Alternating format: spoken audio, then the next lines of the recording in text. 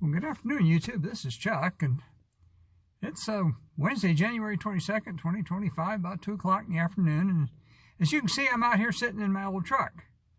And the reason why I'm sitting in here is it's a cold, windy, blustery day. And when I get you outside, you're going to get some wind noise in the microphone. So I figured I'd talk to you in here first and give you a little background on what we're doing today.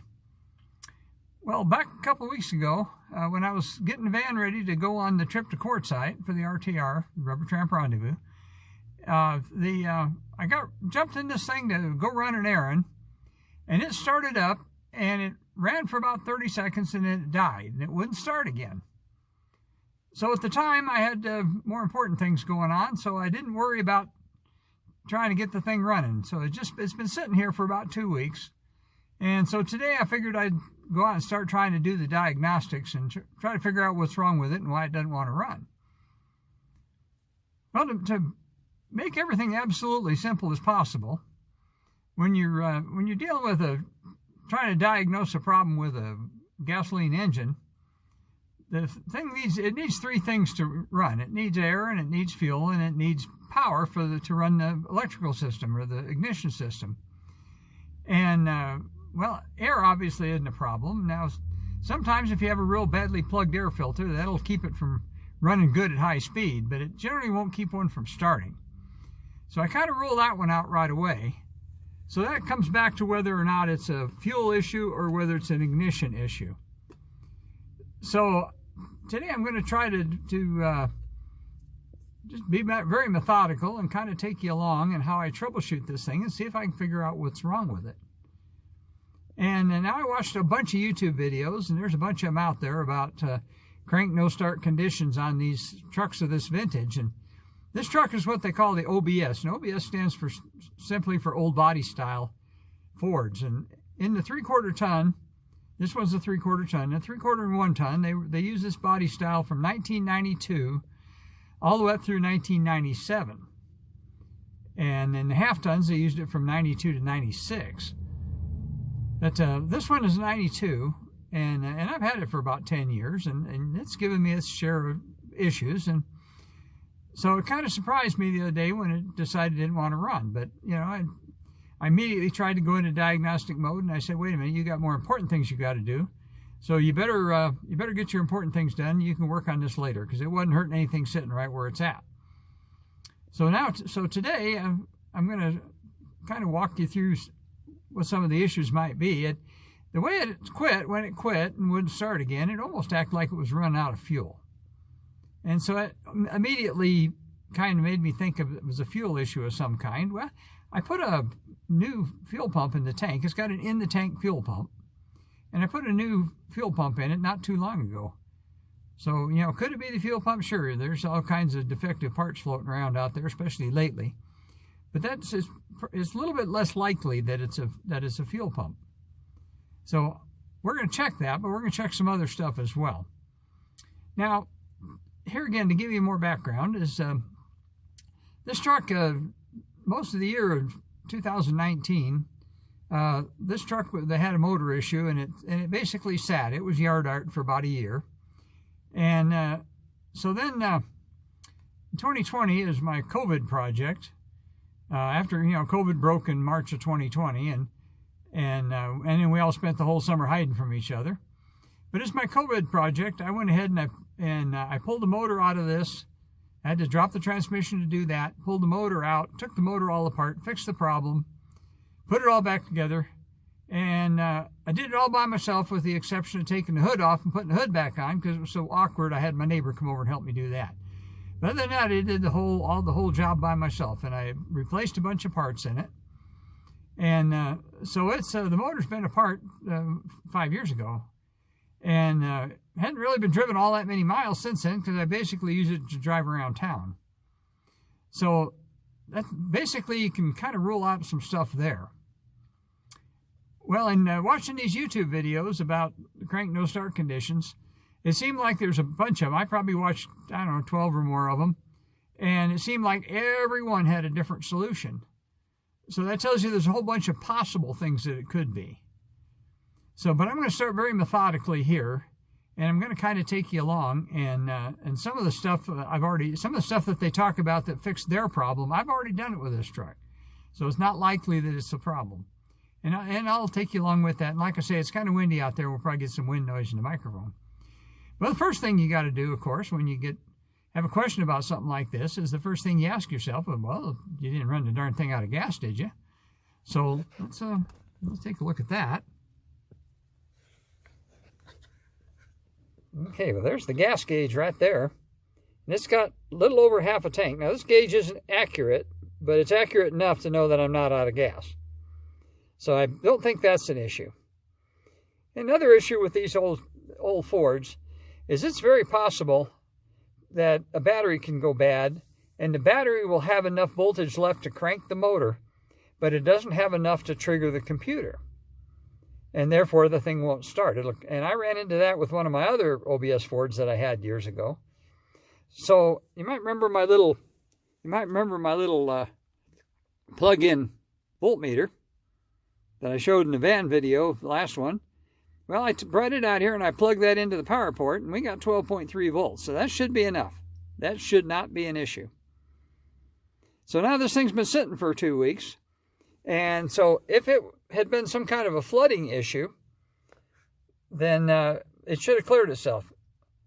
So I guess the next thing to do is to try and see if it'll start.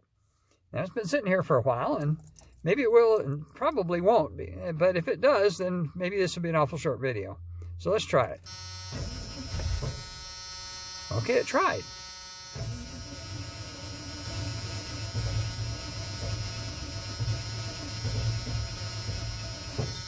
Okay, now when it tried to start like that, that kind of almost indicates to me that it's a fuel issue. Okay, I'm going to try to give it a little more fuel by holding my foot feet down.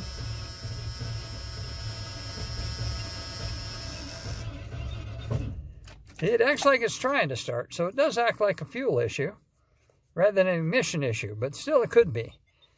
So I guess the next thing we're going to do, I got some stuff here to check out a couple of things.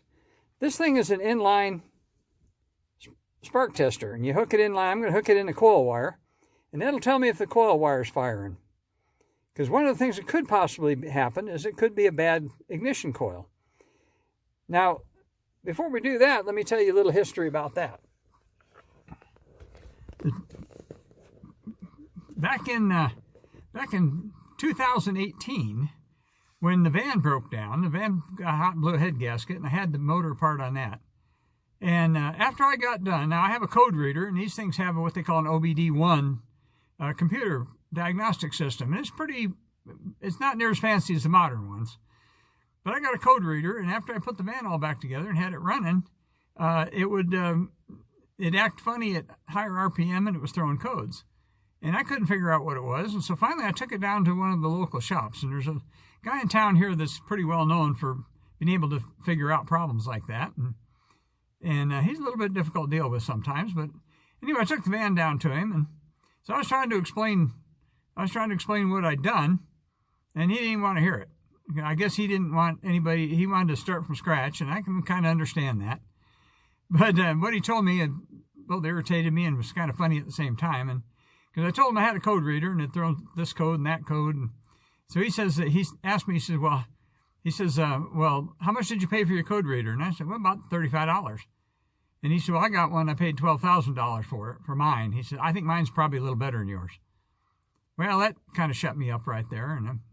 But anyway, what ended up happening with that is it turned out that I'd had some thin wall plastic tubing.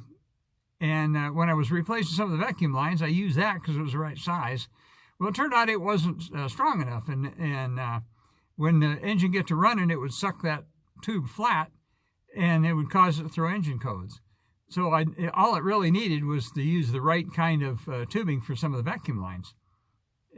Use regular automotive vacuum hose instead of this junk that I was using. Well, he ended up charging me $190 basically to change out a couple of to do the diagnostics, change out a couple of vacuum hoses, and then tell me how stupid I was. So, but anyway, so when this time came around, and this truck, this particular vintage of truck had a very, very complicated and failure-prone emission system on it.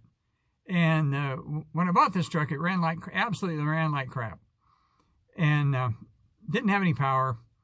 Well, as part of when I pulled the motor out, I realized that part of that emission system was flat burned up.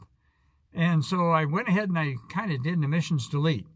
Now in Arizona, after a vehicle's 30 years old, they don't do emissions testing anymore on it. And the county I live in doesn't do emissions testing anyway. So I was trying to figure out how to make the thing run. And so anyway, what ended up happening is when I got it running, it was still throwing the codes. And but instead of taking it to a shop and having him charge me a couple $100 to determine which sensor was bad, because that's what I thought it was a sensor, I found out that I could change every sensor in it for less money and put all new sensors in it, and it was still cheaper. So I did that. The only thing that I didn't change, well, there's a couple of components there that I didn't change, and I'll show you what those are when I get out there. And one of the videos that I watched, one of the components I didn't change was the problem. And and then a couple other ones were some kind of oddball stuff, and I'll point that out to you when we get out there. So we know it's not a battery, we know it cranks over, we know it's trying to start, and that almost to me points like a failure in the fuel system. So I've got my inline spark tester. I'm going to try that. And of course I got my multimeter so I can check and make sure that we're getting enough current, because that still could be a low ignition current issue. It's causing the spark plugs not to fire correctly. And it's kind of pointing away from that, but that's still on the table. So let's go outside and let me point some stuff out to you here.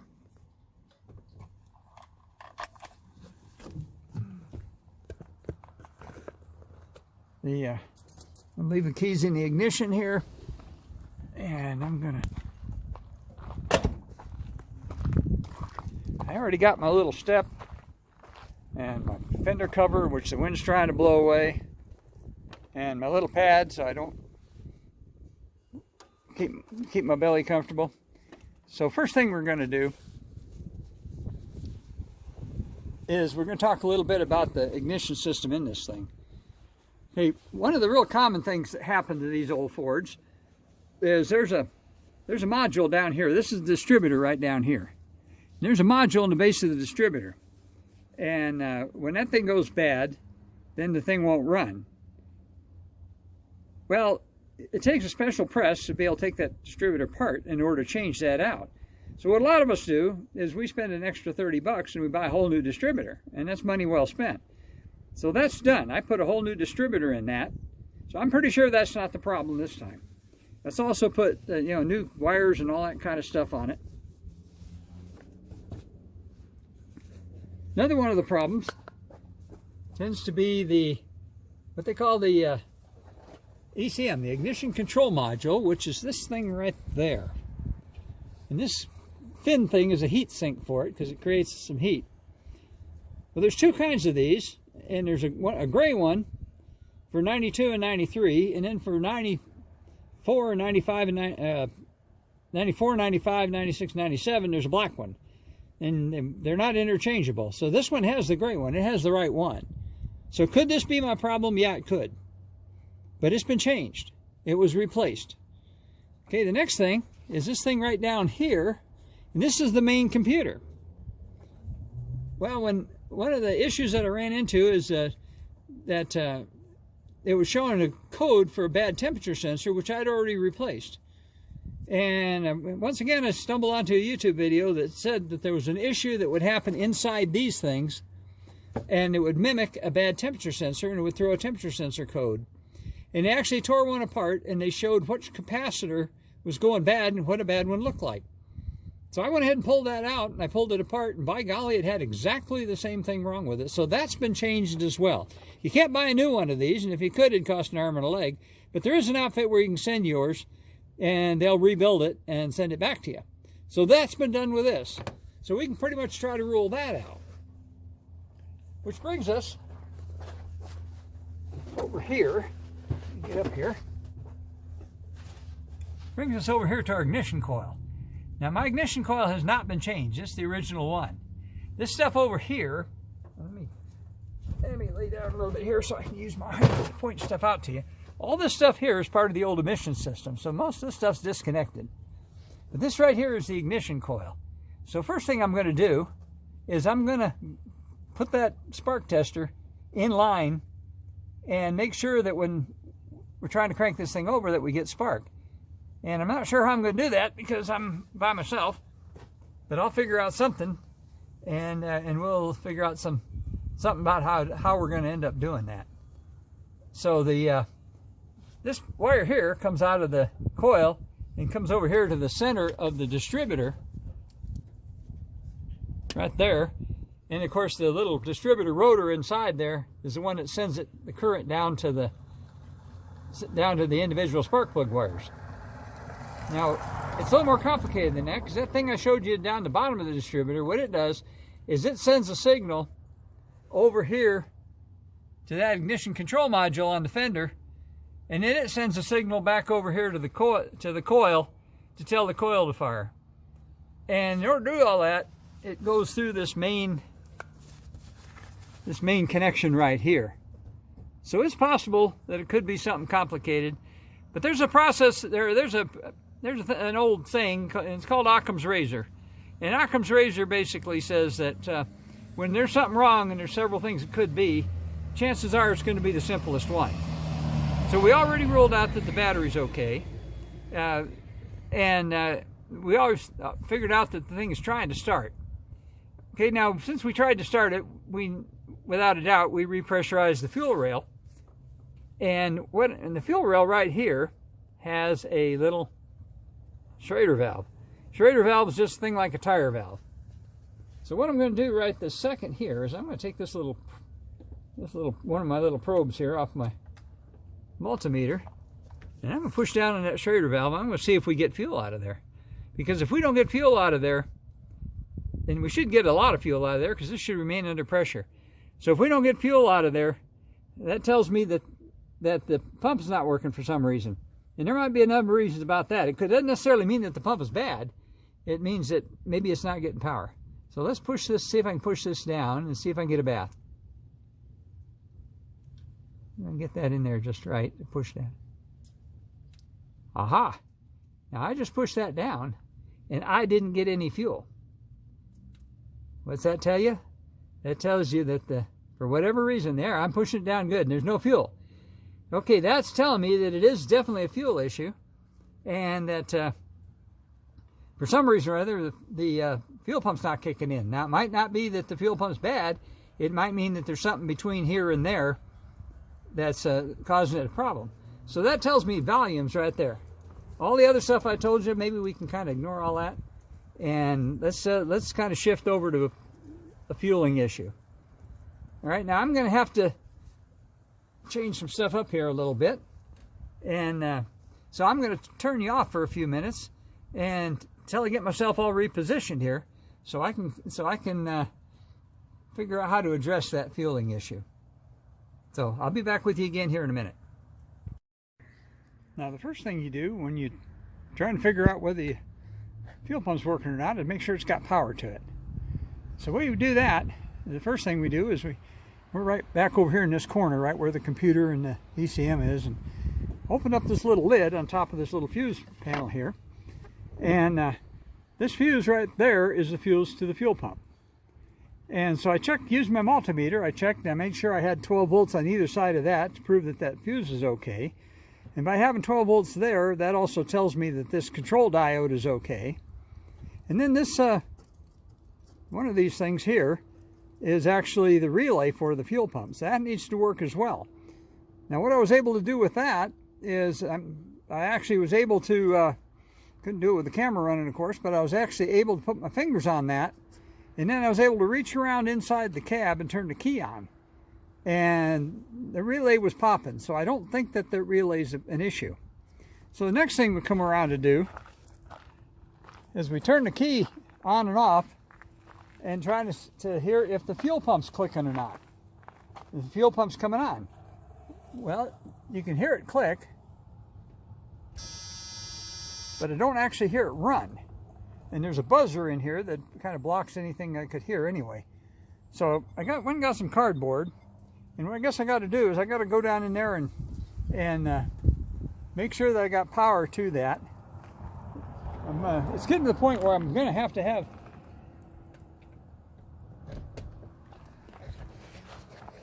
I'm off in the sun here. It's getting to the point where I'm going to have to probably have some help doing this, because I don't have quite the wingspan to reach up here and turn that key on. So I think what I'm going to do for right now is I went and checked my neighbors. They're both at work, and I think I'm going to wait until I can get an extra set of hands here, because what I really need is just somebody to sit in here and turn the key on and off when I crawl underneath there, so I can try to tell whether that fuel pump's running or not. And I can't do that unless I crawl up under there with it, and I want to put my hand on it and see if I can feel it moving or if I can hear it. And I can't do that from out here. So I guess for right now, we've gone just about as far as we can go. So I will come back with you again in a little bit more as we continue our journey of diagnosis, but right now it's pointing to a fuel system problem. It's actually kind of pointing toward the fuel pump, but that's a brand new one, so that shouldn't be an issue. But I'll be back here in a while. Okay, well, I'm back, and this is my neighbor Richard from down the street, and I flagged him down as he was driving by, and he's going to turn the key for me while I get underneath here and see if this pump will work. So have a little patience with me here. Let me crawl in here under this cardboard. And there's the tank right up there above us.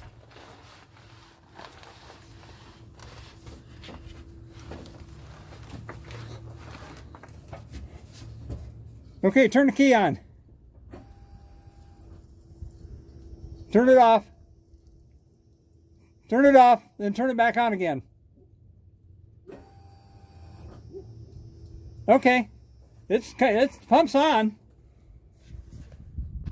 Turn this off, showing you the bottom of the gas tank. You don't need to watch that.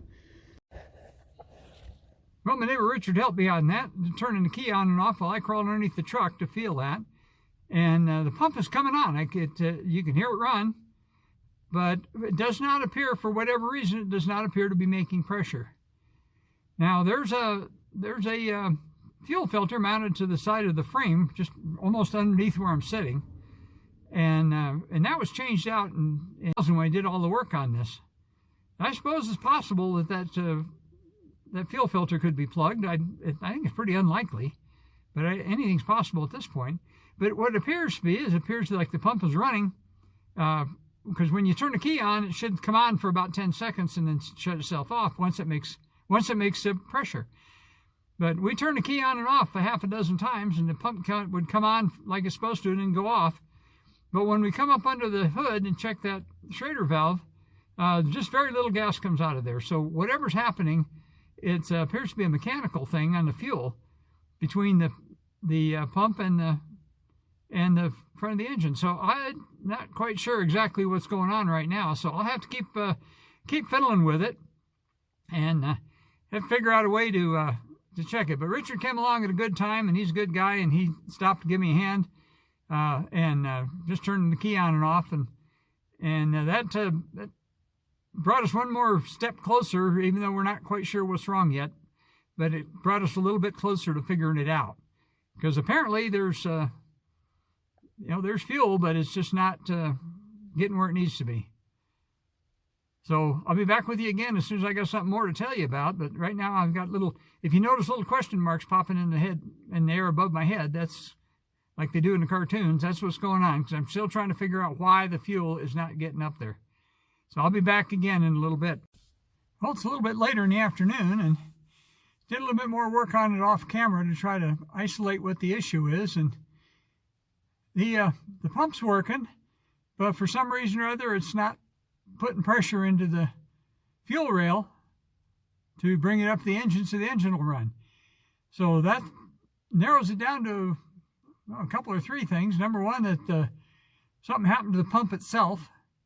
Maybe the little impeller fell off the shaft, or something could have happened, because the pump, it runs the 10 seconds or 15 seconds it's supposed to when you turn the key on. It's doing that. But it doesn't seem like it's pushing fuel. The other issue, of course, is it could be the fuel filter's clogged. And those filters usually last a long time. And I mean, we're talking years and years. And that one, I changed that in 2020 when I did all the rest of the work on the truck. So the fuel filter is relatively recent. There could be some other kind of kink fuel line or something, but I haven't really done anything that would cause that. So right now I'm kind of leaning toward the fuel pump broke, the brand new fuel pump broke. And I think the next thing I'm going to do is crawl under there and pull the fuel line off where it comes from the tank and the fuel pump and goes to the filter.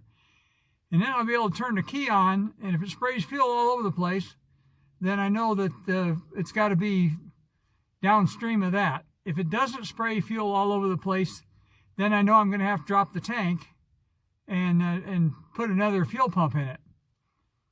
So that's kind of where I'm at right now, but I've gone as far as I can go for today. It's getting a little bit late.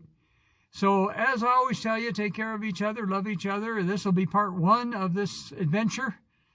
And I'll be back with you again when I tackle part 2. And I'm still thinking about that, and I'm still trying to figure out if there's another way to do it. But I appreciate my neighbor Richard for helping me a little bit there, because I didn't have quite long enough arms to do that all by myself. And so, till I talk to you again, I guess there's nothing more to do than tell you, peace out.